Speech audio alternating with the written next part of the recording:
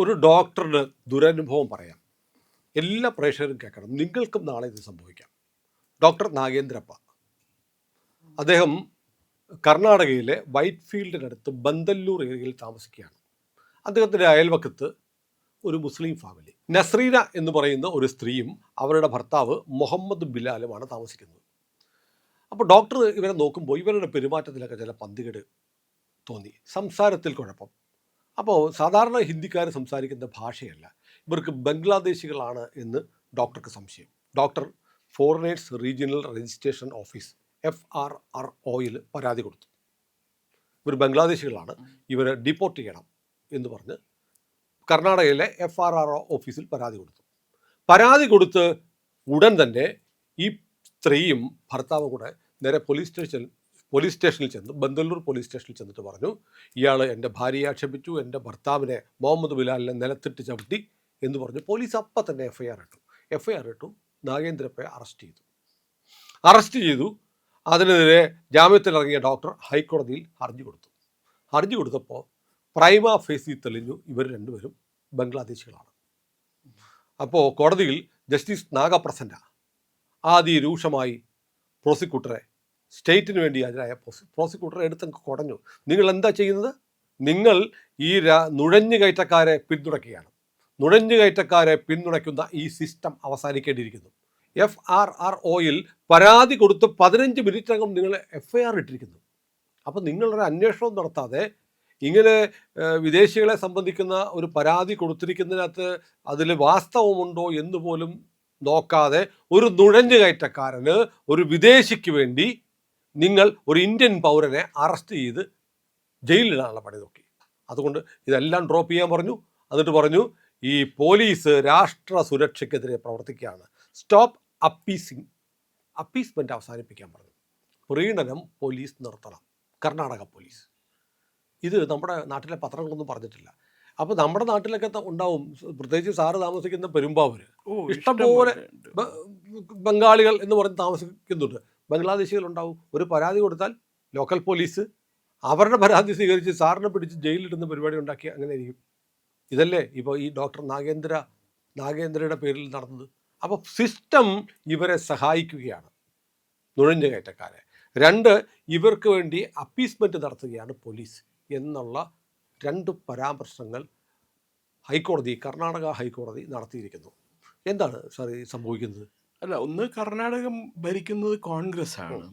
കോൺഗ്രസ് ഭരിക്കുമ്പോൾ അവിടുത്തെ മുഖ്യമന്ത്രിക്ക് ഉത്തരവ് എവിടെ നിന്നാണ് ലഭിക്കുന്നത്? കേന്ദ്രത്തിൽ നിന്ന്. നമ്പർ 10 ജനപത് റോഡിൽ നിന്നാണ് ഉത്തരവ് ലഭിക്കുന്നത്. അവർ ബംഗ്ലാദേശികൾക്കും പിന്നെ പാകിസ്ഥാനികൾക്കും അനുകൂലമായിട്ടുള്ള ഉത്തരവ് മാത്രമല്ലേ കൊടുക്കുള്ളൂ. അപ്പോൾ അത് തന്നെയാണ് കർണാടകത്തിൽ നടക്കുന്നത്. അല്ല, ഇത് തന്നെയാണ് പശ്ചിമ ബംഗാളിൽ നടന്നുകൊണ്ടിരുന്നത്. അതെ, സിസ്റ്റം കോടതി പറഞ്ഞ സിസ്റ്റം നുഴഞ്ഞുകയറ്റക്കാരെ സഹായിക്കുന്നു. സിസ്റ്റം സഹായിച്ചുകൊണ്ടിരുന്നു ബംഗാളിൽ, അതേ സിസ്റ്റം കർണാടകയിൽ സഹായിക്കുന്നു. ഇപ്പം കാശ്മീരിൽ ഇന്നലെ നടന്നില്ലേ, കുൽഗാമിൽ ഉറങ്ങിക്കിടന്നിരുന്ന 2 ഇഷ്ടിക നിർമ്മാണശാലയിലെ തൊഴിലാളികളെ വിളിച്ചോണ്ടിരുത്തി വെടിവെച്ചു കൊന്നു. അല്ല സാർ, അതിനകത്ത് പേര് ചോദിച്ചിട്ട് പഹൽഗാമിൽ ചെയ്തതുപോലെ തന്നെ പഹൽഗാമിൽ കൊല നടത്തിയ അതേ RTF, TRF, the resistance force തന്നെയാണ് ഇവിടെയും കൊന്നത്. 2 ഹിന്ദു പേരാണെന്ന് പറഞ്ഞ് അവരെ പിടിച്ചു കൊന്നു, ബാക്കിയുള്ളവരെ വെറുതെ വിട്ടു. ഇത് ഒരു പ്രത്യേകതയുണ്ട്. ഈ ആരെങ്കിലും ഈ ഒരു പ്രശ്നത്തെ കുറിച്ചിട്ട് ഇപ്പോൾ ഈ കർണാടകത്തിൽ സുനിൽ പറഞ്ഞില്ലേ, കർണാടകത്തിലെ ഡോക്ടർക്ക് നേരിട്ട് ദുര്യോഗത്തെ കുറിച്ചിട്ട് ഏതെങ്കിലും ഒരു മാധ്യമം റിപ്പോർട്ട് ചെയ്യുമോ? ഇല്ല. ഈ കശ്മീരിലെ 2 തീവ്രവാദികളോ 2 ഹിന്ദുക്കളെ വെടിവെച്ച് കൊന്നു ഏതെങ്കിലും പത്രങ്ങൾ റിപ്പോർട്ട് ചെയ്തിട്ടുണ്ടോ? ഇല്ല. അത് മാത്രമല്ല, മതം ചോദിച്ചാണ് കൊന്നതെന്ന് പറഞ്ഞിട്ടില്ല. മുൻ മുഖ്യമന്ത്രി ഷെയ്ഖ് അബ്ദുള്ളയുടെ മകൻ ഭാര്യ വിവാഹമോചനം തേടി. അതെ, ഫറൂഖ് അബ്ദുള്ള, ഒമർ അബ്ദുള്ള. അത് കൂടാതെ ഫറൂഖ് അബ്ദുള്ള ഇന്നലെ പറഞ്ഞിരിക്കുന്നത്, ഈ തീവ്രവാദി ആക്രമണം നടക്കുന്നത് എപ്പോഴും ഞങ്ങൾ കാശ്മീരിന് ഫുൾ സ്റ്റേറ്റ്ഹുഡ് ആവശ്യപ്പെടുമ്പോഴാണ് ഈ ഇങ്ങനെയുള്ള പ്രശ്നം ഉണ്ടാവുന്നത്. അയാൾ കുറച്ച് ദിവസമായിട്ട് സമരം നടത്തിക്കൊണ്ടിരിക്കുകയായിരുന്നു, കാശ്മീരിനെ പൂർവ്വസ്ഥിതിയിലാക്കണം എന്നും പറഞ്ഞുകൊണ്ട്. അന്ന് ആലോചിച്ച് നോക്കി, ഇപ്പൊ ഇത്രയും ചെയ്യുന്നവര് ഇനി സ്റ്റേറ്റിനെ വീണ്ടും പൂർവ്വസ്ഥിതിയിലേക്ക് ആക്കി കഴിഞ്ഞിട്ടുണ്ടെങ്കിൽ ഉണ്ടാവാൻ പോകുന്ന പ്രത്യാഘാതങ്ങൾ എന്തൊക്കെയായിരിക്കും എന്ന് ആലോചിച്ച് നോക്കുമെന്ന്. അല്ല, ഇവർ ഇത്രയും കാലം ഭരിച്ചുകൊണ്ടിരുന്ന ജമ്മു കാശ്മീരിൽ ബാങ്കിൽ 4 1,88,000 കോടി രൂപ അനധികൃതമായി കണ്ടെത്തി. ആരുടെ പേരിലാണത്? അത് KYC ഇല്ല, ഒന്നുമില്ലാതെ അക്കൗണ്ട് തുറന്നു കൊടുത്തു. കാശ്മീരിൽ പ്രത്യേക നിയമമായിരുന്നല്ലോ. കാശ്മീർ നിയമമൊന്നും കാശ്മീരിലെ ഇന്ത്യയിലത്തെ നിയമമൊന്നും കാശ്മീരിൽ ബാധകമല്ല. അത് മാത്രമല്ല, അമിത്ഷാ ഈ 370-ാം വകുപ്പ് അബ്രോഗേറ്റ് ചെയ്തുകൊണ്ട് ബില്ല് അവതരിപ്പിച്ചപ്പോൾ ഒരു കാര്യം പറഞ്ഞിരുന്നു. ഇത്ര വർഷം കൊണ്ട് 40,000 കോടി രൂപ കശ്മീരിന്റെ വികസനത്തിന് വേണ്ടി കൊടുത്തത് 3 ഫാമിലികളാണ് അടിച്ചോണ്ട് പോയതെന്ന്. ആരൊക്കെയാണെന്ന് പ്രത്യേകിച്ച് പറയേണ്ട ആവശ്യമൊന്നുമില്ലല്ലോ. അപ്പൊ കർണാടകത്തിൽ ഇത് നടക്കണത് എനിക്ക് വലിയ അതിശയമൊന്നുമില്ല. കാരണം ഇനി അത് തെലങ്കാനയിലും നടക്കും, അത് പിന്നെ വേറെ ഏത് സംസ്ഥാനമുള്ളത് അവിടെയും കേരളത്തിലും നടക്കാനായിട്ടുള്ള സാധ്യത എല്ലാ രംഗത്തും തെളിഞ്ഞിട്ടുണ്ട്. അല്ല, അപ്പോൾ SIR നടക്കുമ്പോൾ അതിനെ വെട്ടിക്കാൻ വേണ്ടി പെർമനന്റ് നേറ്റിവിറ്റി കാർഡ് എന്നും പറഞ്ഞൊരു കാർഡ് അടിച്ച് എല്ലാ ആളുകൾക്കും വീട്ടിൽ കൊണ്ട് കൊടുക്കാൻ പോവാണ് കർണാടകയിൽ. അപേക്ഷ കൊടുക്കണ്ട, വാലിഡിറ്റി ഒന്നുമില്ലല്ലോ, ഡോർ ടു ഡോർ കൊടുക്കാൻ പോവാണ്. അതിന് വാലിഡിറ്റി ഉണ്ടാവില്ലല്ലോ. ഇപ്പൊ അത് മാത്രമല്ല, ബന്ധപ്പെട്ട ഉദ്യോഗസ്ഥന്മാരല്ല SIR തയ്യാറാക്കുന്നത്. ഇലക്ഷൻ കമ്മീഷൻ പറഞ്ഞിട്ടുള്ള ചില പാരാമീറ്റേഴ്സ് ഉണ്ട്. അത് ഫോളോ ചെയ്യണം. എന്നാലാണ് SIR കാർഡായിട്ട് എന്താ പറയണ ഇത് വരികയുള്ളൂ. ഈ എന്താണ് പറയുന്നത്, അതിന് ഡീടോക്സിഫിക്കേഷനോ അതല്ലെങ്കിൽ sanitisation of the electoral rolls അത് പ്രാവർത്തികമാവണം എന്നുണ്ടെങ്കിൽ ഇലക്ഷൻ കമ്മീഷൻ നിബന്ധനകൾ പാലിച്ചിരിക്കണം. അതിന് സംസ്ഥാന ഗവൺമെന്റിന് അനുമതിയൊന്നുമില്ല, അധികാരമൊന്നുമില്ല. അവര് പറയും ഈ SIR ഇവര് തയ്യാറാക്കുകയാണ്, SIR ഞങ്ങൾക്ക് അക്സെപ്റ്റബിൾ അല്ല എന്ന് പറഞ്ഞു കഴിഞ്ഞാൽ പ്രശ്നം തീർന്നു. അതിനിടയ്ക്ക് ഇപ്പോൾ വേറൊരു കഴിഞ്ഞ ദിവസം ഒരു സുപ്രീം കോടതി ജഡ്ജ് ഒരു വിധി പ്രഖ്യാപിച്ചിരിക്കുന്നു. ഇലക്ഷൻ കമ്മീഷൻ നിയമിക്കുമ്പോൾ എന്തുകൊണ്ട് സുപ്രീം കോടതി പ്രതിനിധി അതിനകത്ത് ഉൾപ്പെടുത്തുന്നില്ല എന്ന് നിങ്ങൾ മറുപടി പറയണം ചോദിച്ചു. തുഷാർ മേത്ത നല്ല മറുപടി കൊടുത്തു. അല്ല, നിങ്ങൾ ഈ ജനാധിപത്യം ജനാധിപത്യത്തെ കുറിച്ചല്ലേ പറയുന്നത്? ഒരു ജനാധിപത്യ സംവിധാനത്തിന്റെയും ഭാഗമല്ലാതെയാണ് നിങ്ങളൊക്കെ ജഡ്ജ് ചെയ്യാവുന്നത്. അപ്പൊ ആദ്യം അതിന് മറുപടി പറയൂ എന്ന് പറഞ്ഞു. അതിന് 2 ദിവസം മുമ്പ് ഉജ്ജ്വൽ ഭുയാൻ എന്ന് പറഞ്ഞ ആസാമി അയാൾ പറഞ്ഞത് അറിഞ്ഞില്ലേ, ഇവിടെ പ്രതിഷേധിക്കാനായിട്ടൊരു സ്പേസ് ഇല്ല ഇന്ത്യയിലെന്ന്. പ്രതിഷേധിക്കുന്നവരെ മുഴുവനും ഭീകരവാദികളായിട്ട് കാണുകയാണ്, അത് പാടില്ല എന്ന്. ഇങ്ങനെ കുറേ അലമ്പ് കേസുകളുണ്ട്. ജഡ്ജിമാരായിട്ട് ഇരിക്കണവർ. മുൻ ജഡ്ജ് ഒരുത്തനുണ്ടായിരുന്നു, മുരളീധർ എന്ന് പറഞ്ഞ തമിഴ്നാട്ടുകാരൻ, മറ്റേ മേഘാലയ ഹൈക്കോടതി ചീഫ് ജസ്റ്റിസ് ആയിരുന്നു. മറ്റേ ഈ ഐക്യരാഷ്ട്ര സഭയുടെ എന്തോ കൊണാണ്ടറായ. അതെ, അത് ഈ കൊണാണ്ടർ എന്നുള്ള വാക്ക് എനിക്ക് ഭയങ്കര ഇഷ്ടമായി. സുനിൽ പറഞ്ഞ 2004 സോണിയാഗാന്ധിയുടെ അമേഠിയിലല്ലേ സോണിയാഗാന്ധി മത്സരിക്കണം, അമേഠിയില് സോണിയാഗാന്ധിയുടെ ഇലക്ഷൻ ഏജന്റ് ആയിരുന്നു അയാൾ, ഈ മുരളീധർ. യെസ്, അറിയില്ല, തമിഴ്നാട്ടുകാരനാ, അതറിയാം. അപ്പൊ ഗാസയിലെ കുഞ്ഞുങ്ങളെയൊക്കെ അപ്പോഴേ കാണുകയുള്ളൂ. അത് കഴിഞ്ഞ് ഇയാള് 2004 ഇവരുടെ ഇലക്ഷൻ ഏജന്റ് ആയിട്ട് വർക്ക് ചെയ്തതിന്റെ പ്രത്യുപകാരം എന്നുള്ള രീതിയിൽ അയാളെ ഡൽഹി ഹൈക്കോടതി ജഡ്ജാക്കി 2006. അതിനുശേഷം അയാൾക്ക് പ്രൊമോഷൻ കിട്ടിക്കഴിഞ്ഞാൽ ഏതൊരു കോടതിയിലേക്ക് മാറ്റിയിരുന്നപ്പോഴാണ് രാഖി രാമൻ അയാളെ മേഘാലയയിലേക്ക് മാറ്റിയത്. അത് വലിയ പ്രശ്നമാക്കി. ഇവിടുത്തെ ബുദ്ധിജീവികളുണ്ടല്ലോ, എന്ത് കണ്ടാലും എഴുതി ഒപ്പിട്ട് കൊടുക്കുന്ന കുറെ ബുദ്ധിജീവികളുണ്ട് കേരളത്തിൽ തൊട്ട്. ഒരു എഴുത്തുകാരി ഉൾപ്പെടെയുള്ള കുറെ ബുദ്ധിജീവികളുണ്ട്. അവർക്ക് സ്ഥിരം പണി കേന്ദ്ര ഗവൺമെന്റിനെ കുറ്റപ്പെടുത്തിക്കൊണ്ട് എഴുതി സ്റ്റേറ്റ്മെന്റ് ഒപ്പിട്ട് കൊടുക്കലാണ്. അതിനെ ചോദ്യം ചെയ്തിരുന്നു. അന്ന് രവിശങ്കർ പ്രസാദ് ആയിരുന്നു നിയമമന്ത്രി. നത്തിങ് ഡൂയിങ്, ഓർഡർ അത് ഫോളോ ചെയ്തേ പറ്റുള്ളൂ എന്ന്. അയാള് സോണിയാഗാന്ധിയുടെ വേലക്കാരനപ്പാ ഈ മുരളീധർ എന്ന് പറയുന്നത്. അയാളെ പൊക്കിക്കൊണ്ട് നടക്കണ്ടേ?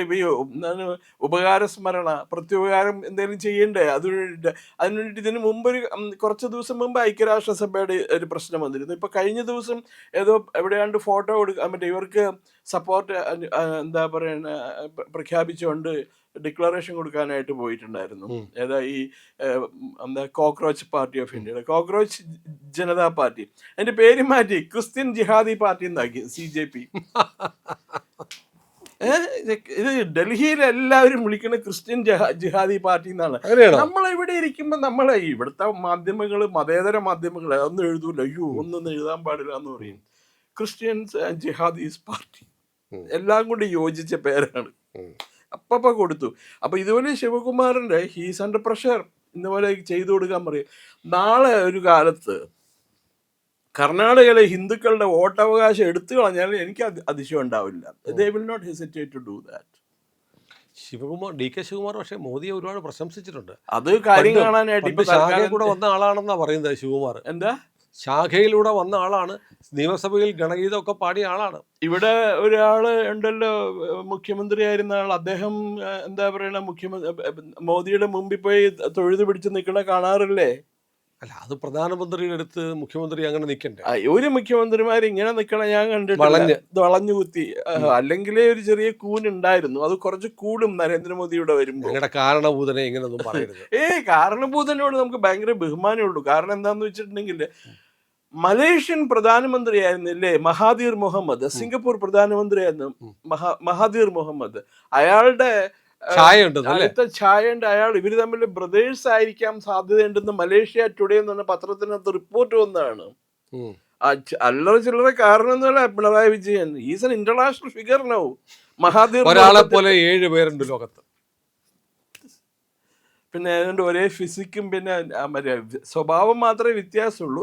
Mahathir Mohamad is a great man, നല്ല അഡ്മിനിസ്ട്രേറ്റർ ആയിരുന്നു. ഏറ്റവും കൂടുതൽ കാലം സിംഗപ്പൂരിലെ പ്രധാനമന്ത്രിയായിരുന്ന ആളാണ് അദ്ദേഹം.